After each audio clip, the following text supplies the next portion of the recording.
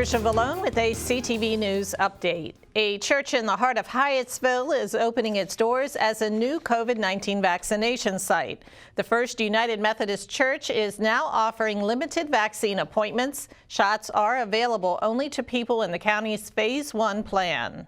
It's a partnership between Luminous Health, the Prince George's County Health Department, the City of Hyattsville, and First United Methodist Church. We collaborated earlier in the summer to develop a testing site here at this very same location on these grounds. As a result of the vaccine being developed and approved, we got together and recognized the need to vaccinate our community, and we came together and decided that this was the perfect site to do it, as so many of our community was already used to coming out here for their COVID testing. It's important that we get our vaccine because we want to be healed.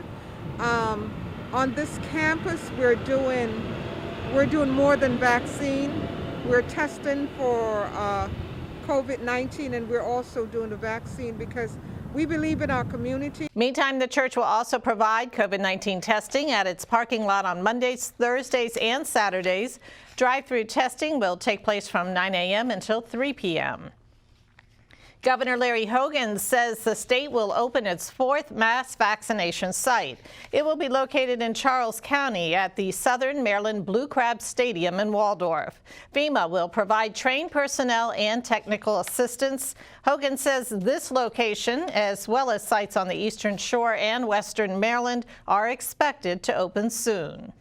These mass sites will continue to be supplemented by hundreds of pharmacies, hospitals, local health departments, and federally qualified health centers and other providers at clinics all across the state. As part of the expanding statewide network that now includes 2,366 distribution sites.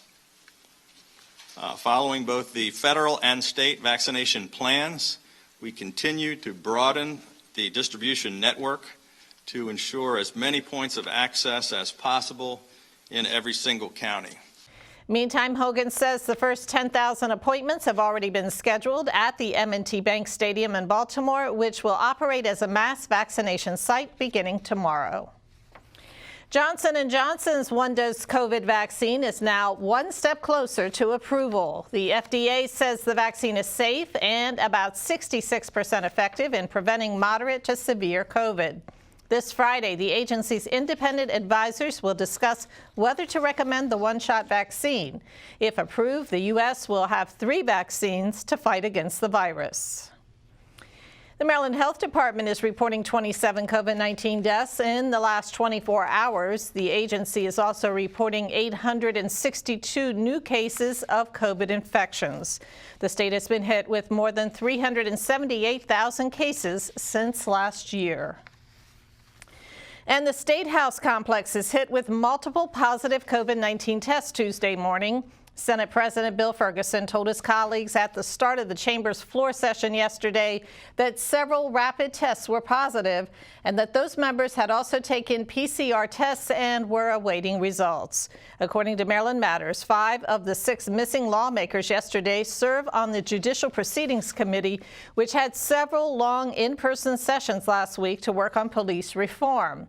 Senators are required to test negative before allowed on the Senate floor for sessions. State officials extend the moratorium on new foreclosures through the end of March. That means mortgage lenders, loan servicers, and collection agencies cannot send foreclosure intent notices until at least April. Meantime, a new program called Project Bounce Back has been launched to help residents who are facing or who have filed for bankruptcy protection. The 6-month financial literacy program includes credit counseling, free legal advice and referrals, as well as budgeting assistance. Our staff attorneys that work in that program that kept seeing clients that they felt could really use some financial literacy. They were either at the cusp of filing bankruptcy or had filed bankruptcy, and they were really hoping that a literacy program could help them not have to go down that road again.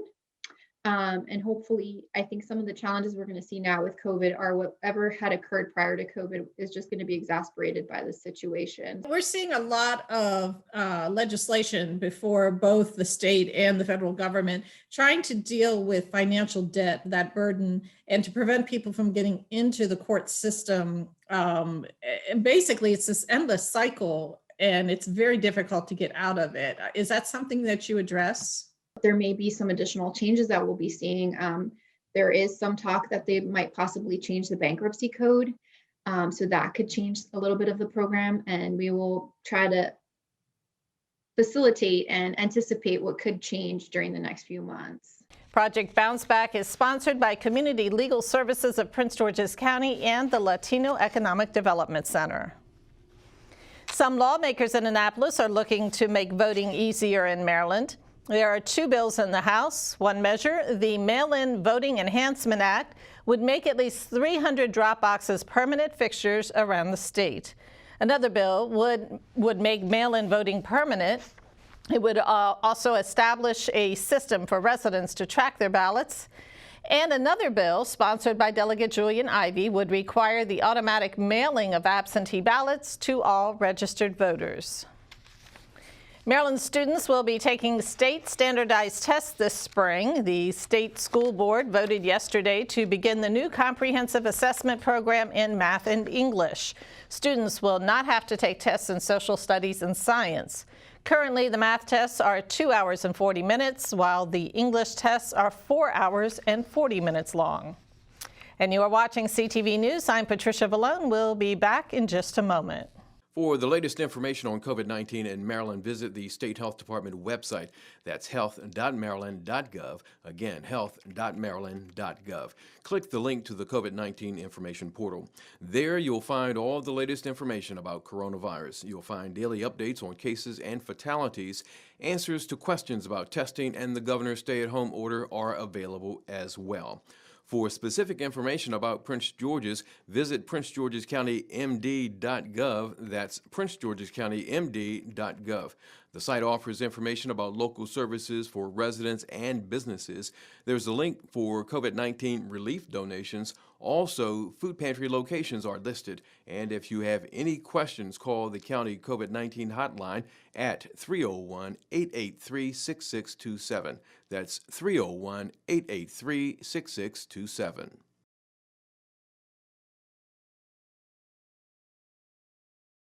Welcome back. A carbon monoxide scare in Adelphi leaves more than 24 people with symptoms of CO poisoning. It happened on Sunday in the 3000 block of Buck Lodge Road in Adelphi. That's where church service was taking place. Investigators say that up to 30 people inside were showing symptoms of carbon monoxide poisoning. 7 were taken to area hospitals for treatment. Crews also discovered several gas-powered wall heaters inside. Fire officials are offering these safety tips. Don't burn charcoal indoors. Don't use generators indoors. Keep chimneys clear of debris and don't block exhaust vents. Prince George's police are investigating a deadly car crash in Capitol Heights. It happened at the 1000 block of Hampton Park Boulevard just after 4:30 yesterday afternoon. Investigators say a car driven by 55-year-old Anthony Williams of Laurel was pulling out of a parking lot when he was struck by another vehicle. Williams was taken to a local hospital where he was pronounced dead. The driver of the other vehicle suffered non-life-threatening injuries. Anyone who witnessed the accident is asked to contact police. Lawmakers and advocates rally online urging the Maryland Department of Transportation to keep its promises regarding the I-495 and 270 expansion plan, as well as public-private reforms. Now, the coalition held a press conference this morning urging transparency so that future P3 partnerships restore public trust, particularly in the wake of the Purple Line cost overruns.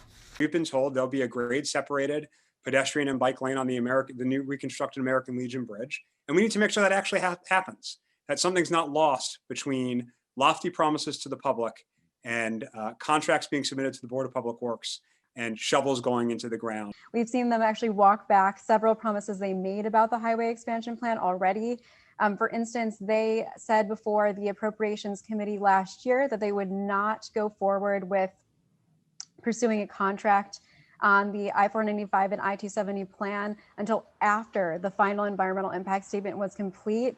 But we just saw last week that they announced the developer for the project, Transurban and Macquarie, and that they're planning to go before the Board of Public Works in the spring, despite the fact that the final environmental impact statement won't be released until the fall or later. They're walking back on those promises. They've walked back on their promises that they said no taxpayer money would be spent on this project. And we've also seen other promises broken.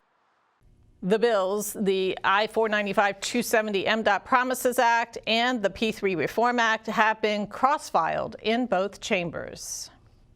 An omnibus climate action bill is making its way through the Maryland General Assembly. Sponsored by State Senator Paul Pinsky, the Climate Solutions Now Act of 2021 would require the state to reduce greenhouse gas emissions by 60% and plant 5 million trees by 2030. The state's vehicle fleet would have to generate net zero emissions in 9 years.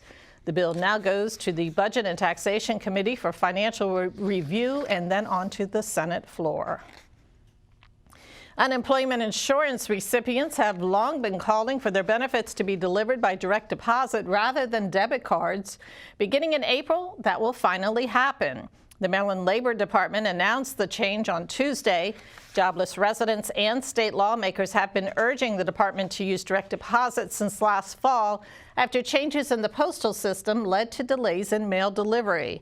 The new contract will be with Wells Fargo instead of Bank of America. Prince George's Young Democrats host a town hall about the status of the state's HBCU lawsuit. The virtual event will take place on Zoom and Facebook later this evening at 7 p.m. Various groups, elected officials, current students, and alumni are set to speak. They'll discuss state legislative efforts to provide more than $577 million to Maryland's 4 historically black colleges over the next decade. HBCUs haven't been funded, adequately. The PWIs, in the state have been. And HBCUs have been lagging behind, so you have decrepit buildings, you're not able to retain the best faculty. And, one of the problems that I know Bowie has now, and it's a good problem, is their enrollment is bursting at the seams. So they actually don't have enough housing for, a lot of their students, and they're working on the housing issue. Again, the event is at 7 p.m. To join, you can visit the website on your screen. Does your son or daughter aspire to be the next top golfer? If so, sign them up for a free golf clinic at the Country Club at Woodmore. The center is hosting its first lesson this Friday from 4 to 5 p.m. Your child must be 8 years or older, and the clinics are in partnership with WHUR Radio and the former president of 100 Black Men of Prince George's County, Walter Kirkland. Golf is important because there's 9 core competencies of golf. There's I don't have them memorized, but it's courtesy, it's communications, it's patience. It's plus just a great way to teach decorum in the African American community. So there's just a lot of parallels to life. You don't have to live in Prince George's to participate. For more information and to register, call 301-249-6100, extension 211, or visit ccwoodmore.com.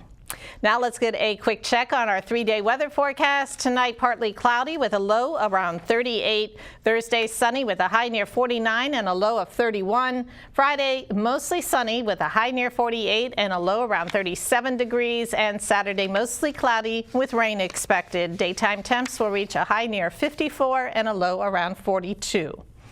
Now for your community calendar. Today is the last day to apply for the county's COVID-19 Hotel Resiliency Fund. The grants provide assistance to Prince George's County-based hotels to promote long-term sustainability. Again, this is the last day to apply. You can visit pgcedc.com/hotel fund to get started. For more information, call 301-925-8300. And that wraps up our news for tonight. I'm Patricia Vallone. Have a great evening. It's so sad. It's not.